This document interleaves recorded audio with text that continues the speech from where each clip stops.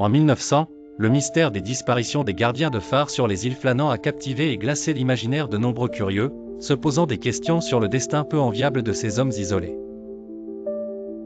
James Ducat, Thomas Marshall et William McArthur étaient les trois malheureux gardiens assignés à la surveillance du phare nouvellement construit en 1899, placé pour protéger les navires des périls entourant les Hébrides en Écosse. Ces îles, situées à quelques 30 km des côtes, étaient connues pour leur inhospitalité et leur isolement. Dans cet environnement hostile noyé dans la brume, étranglé entre terre et mer, les trois gardiens mènent une vie solitaire. Le 15 décembre 1900, le bateau de ravitaillement Esperu devait fournir vivres et matériel indispensables à leur survie. Moore est le premier à constater que quelque chose ne tourne pas rond.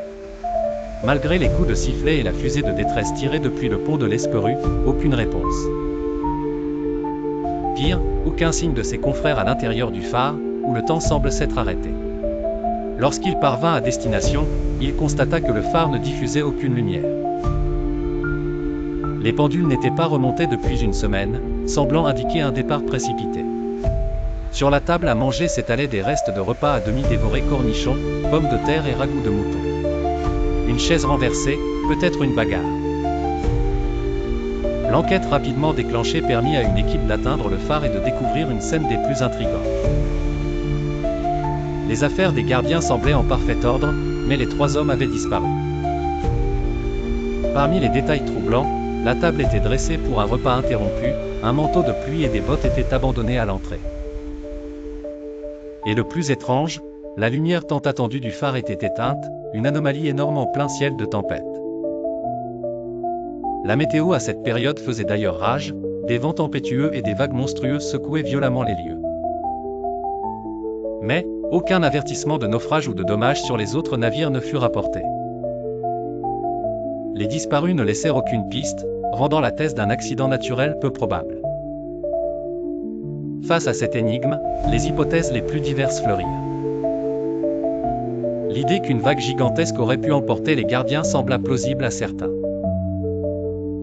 Alors que d'autres imaginèrent un drame psychologique où l'isolement aurait conduit l'un des gardiens à un acte de folie meurtrière suivi d'une disparition.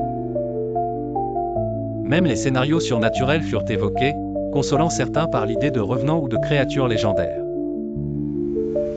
À ce jour, le silence de l'île de Flannans résonne toujours. Depuis l'incident tragique de l'hiver 1900, Éléan Mort s'est taillé une solide réputation d'îlanté. Au grand soulagement de ses gardiens, le phare est automatisé en 1971. Une poignée de moutons et quelques esprits mis à part, personne n'habite l'île depuis lors. Mais une rumeur tenace prétend qu'on peut entendre, le long des falaises d'Éléan Mort, des voix émaner des crevasses. L'effet du vent qui s'y engouffre, raisonnent les scientifiques.